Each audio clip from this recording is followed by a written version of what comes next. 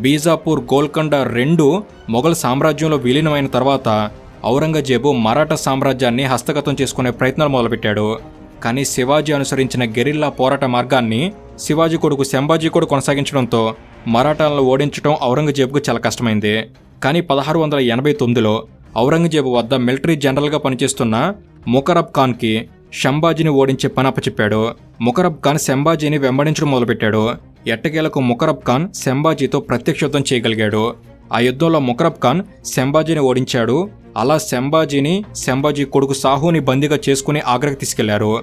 సంభాజీని చంపటం, సంభాజీ కొడుకు సాహును బందీగా చేసుకోవడం వల్ల మరాఠా సామ్రాజ్యం అంతమైంది అనే భావించాడు. కానీ ఔరంగజేబు ఆశలు నెరవేరలేదు. శివాజీ మరో కొడుకు రాజారాం మరాఠా సామ్రాజ్య బాధ్యతలు తీసుకున్నాడు.